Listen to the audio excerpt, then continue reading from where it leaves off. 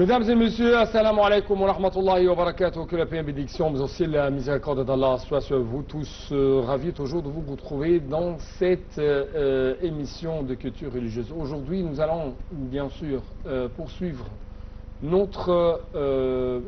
poursuivre quand même le fait de relater l'histoire de bataille de Uhud, parce qu'il y avait des moments forts pendant cette bataille. Il y avait la victoire, il y avait, si je peux dire, la défaite, après ça l'égalisation, après ça il y avait entre guillemets une victoire pour les musulmans parce que ils se sont sacrifiés pour leur prophète après qu'ils ont usé, si je peux dire, de leurs intérêts dans le rassemblement débutant. On va savoir un peu plus d'informations très cruciales pendant ces moments forts à travers les explications de notre invité, Dr Kamal Gadallah, le grand professeur à l'université de l'Azhar. Dr Kamal Gadallah, vous êtes toujours bienvenu sur l'antenne internationale. Merci. Assalamu alaikum. Wa alaikum salam. Merci. Donc, un autre moment fort, après, si je peux dire, la défaite à cause de la désobéissance des musulmans et des compagnons pendant ce moment fort dans la bataille de Uhud, il y avait une réaction très importante de la part de notre grand prophète Mohammed sallallahu alayhi wa sallam. Qu'est-ce que s'est passé? Bon, premièrement, j'aimerais bien en fait parler aussi d'une chose très importante. C'était en fait le martyre de Hamza ibn Abd al-Muttalib, l'oncle du prophète sallallahu alayhi wa sallam, qui était en fait tout à fait tragique. Hein. Tragique parce qu'il a éprouvé du courage, de la bravoure en fait, tout à fait exemplaire, mais il était, on pourrait dire qu'il était assassiné, qu'il n'était pas tué en fait d'une façon honorable, mais il était assassiné par quelqu'un qui s'appelle Wahshi ibn Harb, qui était en fait chargé par Hind bint Utba, qui est l'épouse, à l'époque l'épouse d'Abu Sufyan, parce que Hamza lui avait tué ses deux frères et son père, donc il était pour elle la bête noire en fait, l'ennemi acharné. Donc il avait chargé en fait Hamza, Wahshi, qui était d'origine éthiopienne à l'époque, abyssinienne, et qui maîtrisait en fait de lancer, de jeter la lance, harba, d'accord. Donc il lui a dit, c'est en fait le prix en fait, probablement la contrepartie de cette mission, c'est que tu deviennes libre, affranchi. Donc, il nous a raconté en fait l'histoire de Hamza ibn Abd al-Muttalib, comment il était vigoureux, comment il était brave, comment il était courageux. Donc, il a dit, je n'osais même pas s'approcher de lui, mais de loin, en fait, je lui ai jeté la lance, donc il est tombé.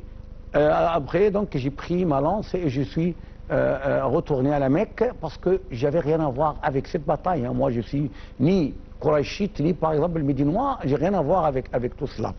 Donc, le prophète, qu'est-ce qu'il a dit? Donc, Khalid ibn Walid avait encerclé l'armée musulmane, il lui a sémé le trouble. Donc, ce trouble a résulté quoi? A résulté la mort de à peu près 70 musulmans. Une grosse perte normalement. Et une situation tout à fait chaotique dans l'armée. D'accord. C'est pourquoi en fait, il a dit comme qarh. Par exemple, une défaite, ou bien par exemple, pas une défaite, mais si vous voulez, si un malheur en fait, vous frappe. C'était un malheur normalement. Une frappe ou un malheur très pénible. Très pénible normalement. Parce que on a perdu quoi? On a perdu par exemple 70 martyrs. On a perdu Hamza ibn Abd al-Muttalib, qui était l'un des... Le lion d'Allah. Oh, le lion d'Allah, Asadullah. On a en fait perdu également en fait par exemple Mus'ab ibn Umayr, qui était le premier ambassadeur envoyé par le prophète sallam à Médine. Donc, les musulmans ont perdu, mais avaient perdu aussi les grandes personnalités. Hein. Les poids lourds. Oui, le poids lourd en fait. Mais le prophète, en fait, il risquait hein, d'être tué. Il y avait aussi une rumeur que le prophète a été tué. Ouais. Donc, le prophète a fait la guerre personnellement, lui-même, d'accord. Donc, il était blessé, largement blessé, en fait, dans le visage, aussi, pas dans la tête. Donc, il y avait des rumeurs concernant la mort. La mort du prophète, sallallahu alayhi wa sallam. D'accord. Donc, il y avait ici, si je peux dire, une autre réaction de la part des compagnons. Oui. Quand ils ont... Ils le sont aussi coraniques. Hein. Vous avez la réaction du prophète lui-même, la réaction de musulmans, vous avez en fin de compte la leçon coranique. Oui. Donc en détail. En détail, oui. Premièrement, pour la réaction du prophète sallallahu alayhi wa sallam, il a fait la guerre d'une façon tout à fait courageuse. Non, c'était dans la bataille de Hunayn. Donc, il y avait, donc, il était défendu premièrement par Ali ibn Abi Talib et Abbas ibn Abd al-Muttalib, qui était le plus courageux en fait à l'époque, surtout Ali ibn Abi Talib. Donc, aussi plusieurs compagnons, il était à côté du prophète sallallahu alayhi wa sallam. Abu Sufyan était informé que le prophète a été tué. Ce qui lui a informé cela, il n'était pas tellement menteur. Il n'avait pas inventé. Je vous dis pourquoi. Parce qu'il avait tué Mus'ab ibn Umayr. Ouais. Mus'ab ibn Umayr ressemblait en partie le prophète sallallahu alayhi wa sallam, pour la physionomie. Donc, ce tueur, ou bien ce combattant, il croyait que c'est bien Mohammed qui était tué, c'est pas Mus'ab ibn Umayr. Mais il a informé Abu Sufyan. Abu Sufyan, savez-vous qu'est-ce qu'il a dit? Il a appelé qui? Il a appelé Omar ibn al-Khattab. Il lui a dit, Omar, je te demande. Dans la bataille? Oui, dans la bataille. Et je te fais jurer par le grand Dieu. Est-ce que Mohammed est vraiment tué? Il lui a dit non, il est encore vivant, il t'écoute. Et te répond qu'il est encore vivant. Il lui a dit, pour moi, tu es plus véridique que cet homme qui m'a informé. Donc, malgré la différence de religion, en fait, les hommes intègres étaient bien vus et bien considérés même par leurs ennemis. Donc, ce que vous montre ce qu'on peut appeler les éthiques instinctives des Arabes, al-akhlaq al-fitriya. Oui, donc c'est de ne pas mentir, de ne pas trahir, de ne pas... Donc on pourrait être un ennemi, mais un ennemi déclaré. Un ennemi en fait acharné, mais déclaré. Donc il n'y a pas d'hypocrisie, il n'y a pas par exemple des méchancetés. Il y a des méchancetés, mais il n'y a pas de malignité, mais on est clair, on est évident. Oui, on est des ennemis parce que moi il y a toujours l'honneur. Oui, il y a toujours ce qu'on peut appeler la dignité humaine et l'honneur, d'accord? Donc, le prophète, il était défendu par les musulmans parce que il y avait un compagnon qui a dit, après la défaite rapide, la défaite prompte, d'accord, qui était suivie normalement d'une résistance. Si employer un autre terme, le chaos. Le recul ou bien le chaos. Oui, le chaos provisoire en fait. Après ce chaos provisoire, et après avoir entendu que le prophète a été décédé, il a été tué, il y avait une sorte de démoralisation au rang de musulmans. Donc un des compagnons, il leur a posé la question. Pourquoi vous avez cessé de faire la guerre? Et ils ont dit parce qu'on est informé que le prophète a été tué. Il a dit, et qu'est-ce que vous attendez?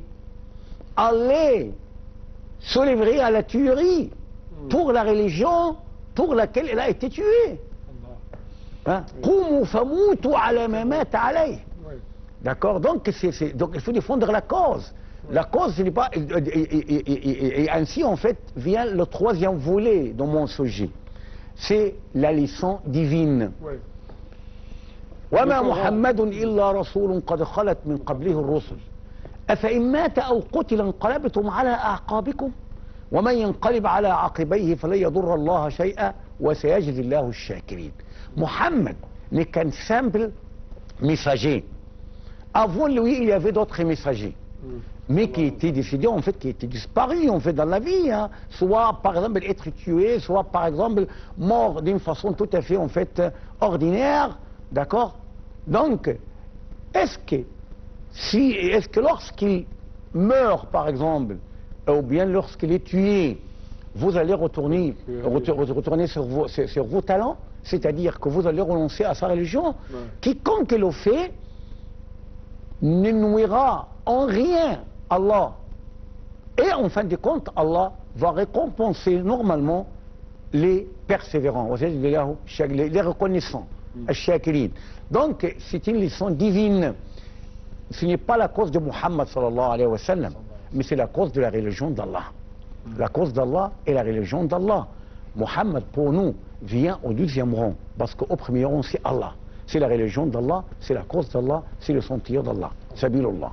Chers téléspectateurs, toujours nous allons vous présenter les autres sacrifices faits par les grands compagnons alors que leur prophète Muhammad sallallahu alayhi wa sallam était dans une situation dangereuse. Donc ils ont oublié les butins, ils ont oublié tous les biens terrestres, ils ont oublié toutes les choses. Ils se sont concentrés sur la vie, ou sur la grande cause qui est l'islam, le fait de défendre l'islam.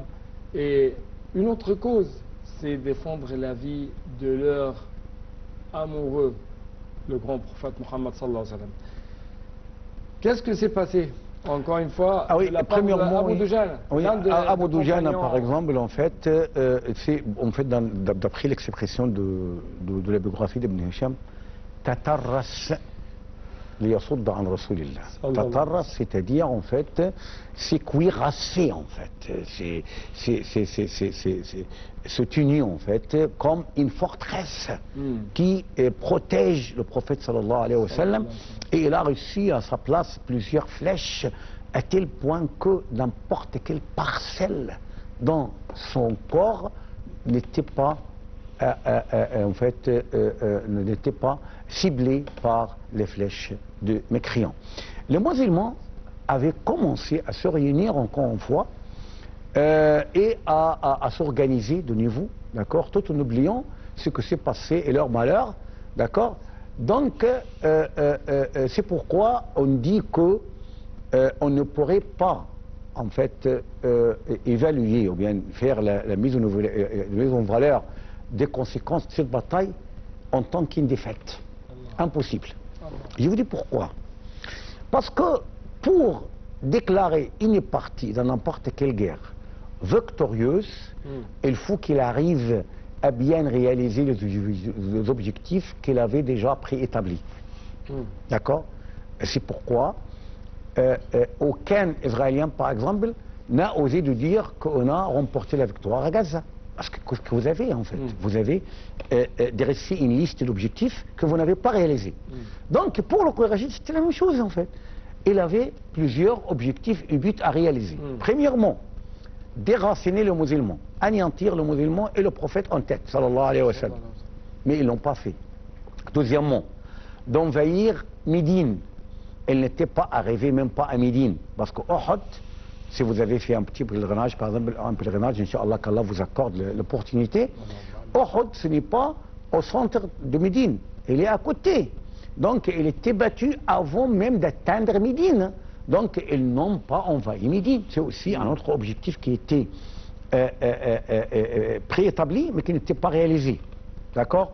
Troisièmement, par exemple, les Qurayshites, ils ont pris la route tout de suite après le réveil des musulmans. Ils ont pris la route d'une façon tout à fait rapide, retournant à la Mecque. D'accord? Donc, bon, de retour à Médine, parce que la bataille de Uhud, elle était un jeudi. Oui. De retour à Médine, le prophète, sallallahu alayhi wa sallam, il était en fait averti par Abu Sufyan qu'il viendra l'année prochaine, c'est-à-dire l'an 4 d'Hégire. Parce que la bataille de Badr c'était l'an 2, la bataille d'Uhud c'était l'an 3, et il était aussi promu devenir, en fait, Abu Sufyan avec le Qurayshite, l'an 4. Mais avant l'an 4, le prophète, il voulait se rassurer qu'il n'y a plus d'ennemis qui pourraient en fait se réunir encore une fois pour envahir Médine. Donc l'an 4, c'est la bataille de... Non, il n'y avait pas de bataille. Ils sont venus, mais ils étaient en fait séparés, les deux parties, le musulman et le mécréant, par quelqu'un, un intermédiaire qui a en fait, on pourrait le dire, immunisé le sang, entre les deux camps. C'était l'un des sages, des chefs de tribu, mais il a fait la séparation entre les deux armées, le musulman à revenir à Médine et les mécréants à la Mecque. D'accord? Mais on parle avant, en fait, avant l'an 4. C'est toujours au cours de la bataille. De retour à Médine, ce qui était inquiétant pour les musulmans et musulmanes, c'était la vie du prophète sallallahu alayhi wa sallam. Une dame, par exemple, était informée de la mort de son père, de son frère et de son fils, mais à chaque fois que lui informe la mort d'un de ses siens, il disait quoi pour le prophète sallallahu alayhi wa sallam. Donc, lorsqu'il était informé que le prophète est sain et sauf, il a dit kullu shay'in ba'daka yahun ya Rasulallah. Donc, après en fait ton salut, rien ne compte. Donc, tout pour moi en fait c'est quelque chose en fait de marginal. Alors que l'essentiel pour moi c'est la vie du prophète sallallahu alayhi wa sallam. C'est pourquoi ils ont dit toujours, tous les compagnons, Fadaka abi wa ummi. Fadaka abi wa ummi. Donc, oui, je sacrifie en fait mon âme, l'âme de mon père, l'âme de ma mère, pour que tu sois sain et sauf.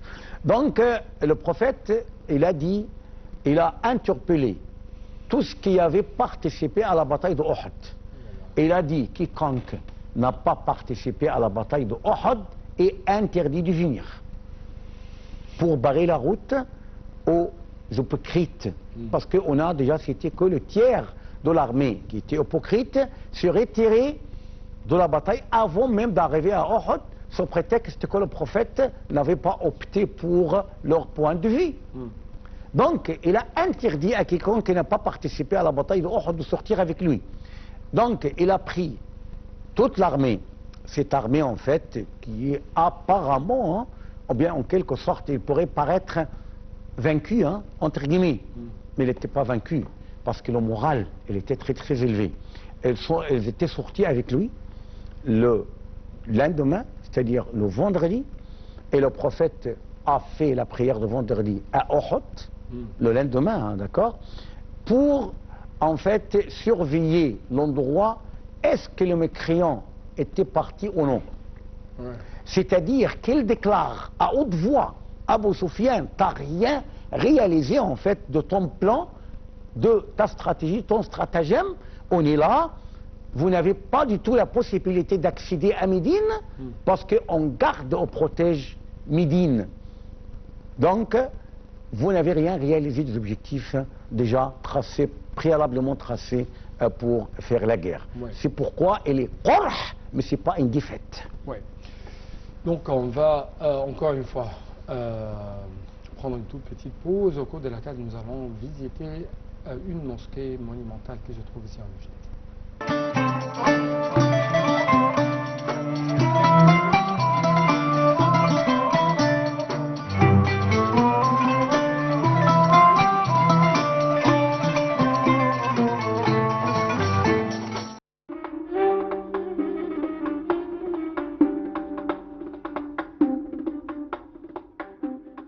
La mosquée Ibn Touloun au Caire est la plus ancienne mosquée de cette ville qui soit dans son état originel et d'ailleurs le plus ancien monument islamique du pays.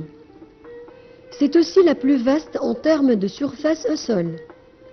Elle se trouve non loin de la citadelle de Salah ad-Din et de la mosquée du sultan Hassan. Elle a un minaret en forme de spirale qui rappelle celui de la grande mosquée de Samarra en Irak. Sa construction a été ordonnée par Ahmad ibn Touloun, gouverneur abbasside d'Égypte, qui gouverna le pays de manière pratiquement autonome de 868 à 884. Selon l'historien Al-Maqrizi, la construction de l'édifice commença en 1876. Une inscription date son achèvement de l'an 2065 de l'Hégire, c'est-à-dire l'année 879 de notre ère. Les travaux de construction de cette mosquée ont duré 2 ans. La mosquée consiste en une cour intérieure d'environ 92 mètres carrés, au milieu de laquelle se trouve un dôme supporté par un tambour octogonal reposant sur une base carrée, avec 4 entrées arquées et une fontaine pour les ablutions au centre. La mosquée de Ibn Touloun ressemble à celle de Samarra en Irak, notamment son minaret qui n'a pas son pareil en Égypte. Ceci est dû au fait que Ibn Touloun a vécu au palais abbasside à Bagdad. Après avoir achevé la construction de son palais au pied du mont Al-Muqattam, ainsi que la place située en face, Ahmad ibn Touloun fit construire une immense mosquée sur un affleurement de roches appelé le mont Yashkar en 879. Cette mosquée, bien qu'étant la 3e construite en Égypte, est la plus vieille à avoir préservé ses plans d'origine et ses éléments architecturaux. Ceci est dû au fait qu'il ne reste plus rien de la première, la mosquée de Amr, construite en 642, et que la seconde, la mosquée d'Al-Askar, construite en 785, disparut lorsque la ville fut détruite. La mosquée est un édifice de forme carrée, dont chaque côté est de 162 mètres, outre les parties annexées qui ne sont pas plafonnées. Or, la surface totale de la mosquée de Ibn Touloun est de 26,143 mètres carrés, ce qui l'a rendue la plus grande mosquée en Égypte. La mosquée possède 42 portes, dont 21 dans les murs internes de l'édifice et 21 autres dans les murailles externes. Il existe une autre porte dans le mur de la Qibla, à droite du mimbar et du mihrab, qui conduisait vers Dar el-Imara, ou le siège du gouvernement, construit par Ahmad ibn Touloun à côté de la mosquée. Il ne reste de ce siège qu'une petite salle qui renferme les ruines du plafond qui le couvrait autrefois. Il s'agit des poutres en bois sous forme de têtes d'animaux.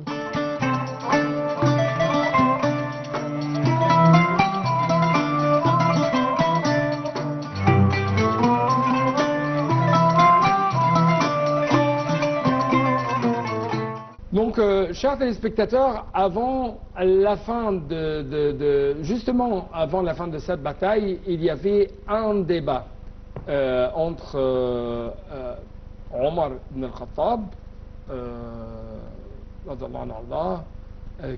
qu'Allah soit satisfait de lui, soit satisfait de lui, et Abu Sufyan, qui était le chef de Qurayshite avant, bien sûr, qu'il s'est converti à l'islam. Il y avait un débat, des points forts qui ont été lancés entre deux côtés. Nous devons être à l'écoute de ces points forts. Qu'est-ce que s'est passé entre deux camps et entre ces deux grandes personnalités? En fait, le temps d'Omar ibn al-Khattab, dans cette conversation, ou bien dans ce dialogue, dans ce débat, ne pourrait jamais en fait nous montrer quelqu'un qui est vaincu. Impossible. Mais c'est quelqu'un qui est victorieux, qui est très bien rassuré, qui a confiance en soi, en sa religion, en sa cause. Abu Sufyan, par exemple, lui dit: Omar, si nous qui avons remporté la victoire cette fois-ci, contre la dernière fois que vous avez remporté la victoire, et c'est ainsi la guerre, elle est toujours en fait en combat. Combat pour vous, combat contre vous. D'accord? Donc, Omar ibn Khattab, en fait, il ne disait rien en fait de sa tête. Non. Mais elle était dictée par le prophète sallallahu alayhi wa sallam. Qui lui a dit: Omar, dis-lui, ce n'est pas pareil. Nos tués sont des martyrs qui seront dans le paradis. alors que veut tuer sont des mécréants qui seront dans l'enfer. Ouais. Donc il n'y a pas d'égalité alors. Hmm. Vous êtes devant quelqu'un en fait que se sacrifie pour sa cause, même s'il meurt, il va mourir glorieusement, d'accord? C'est que même. Glorieusement parce que c'est toujours, il est dans le sentier d'Allah. Oui, dans le sentier d'Allah. J'ai en fait lu plusieurs histoires au cours de la guerre d'octobre 1973. Où, par exemple, il y avait des champions égyptiens, des héros, en fait, qui étaient décernés de respect de l'ennemi. Hein. Quelqu'un, par exemple, qui avait tué plusieurs Israélites, en fait, et a, en fait, détruit plusieurs, en fait, chars blindés et tout. Donc, il était salué, en fait, par leur chef après leur mort, après sa mort. Parce qu'on le considère en tant que guerrier, un guerrier brave, courageux, en fait, quelqu'un qui défend une cause. Donc, il faut qu'il soit respecté, même par ses adversaires. Oui. D'accord? Donc, le prophète a dicté Omar al-Khattab de lui dire cela.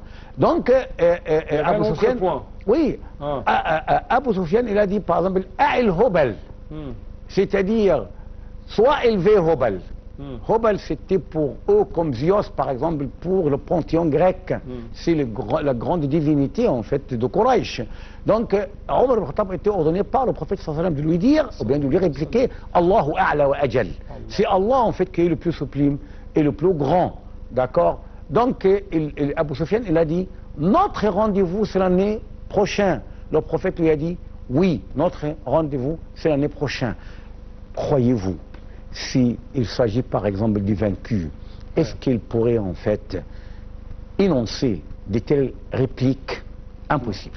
Non. Donc ils se sont victorieux. Mais plutôt, si je suis un homme qui a vaincu un autre homme, donc je vais dicter tous mes ordres sur... Oui, toutes mes conditions. Vaincu. Oui, c'est pourquoi, moi, personnellement, je considère que la défaite est un état psychologique. D'accord? Parce que, par exemple, on était battu, en fait, en 1967, mais on n'était pas vaincu. Oui. Pourquoi? Parce que la volonté égyptienne était très, très ferme. Elle s'est encerclée autour de son leadership de Nasser à l'époque. Et on a insisté de prendre notre vengeance et on a continué et dans quelques années on a réussi à répliquer et à rendre en fait en double la défaite. Pour clôturer, la défaite se trouve toujours dans la moralité, dans l'esprit, oui. Non pas dans... pas physiquement.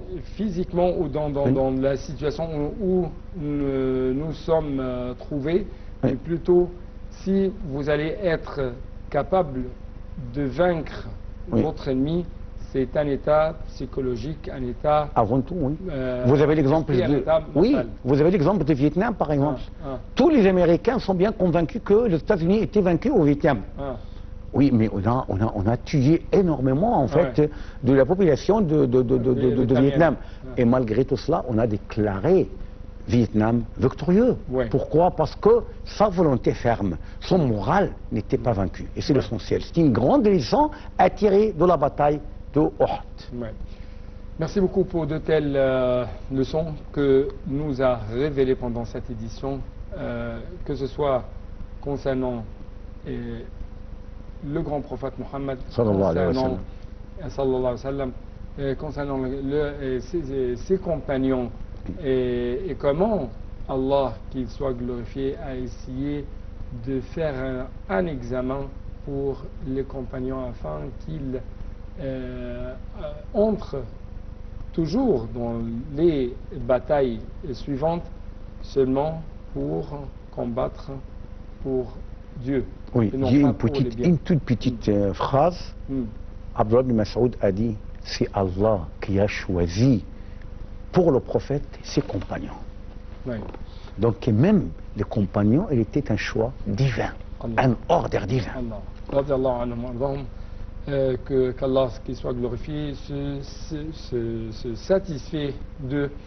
Et toujours, nous prions Allah qu'il soit glorifié de nous guider dans toute notre situation dans la vie, bien sûr, vers le bien.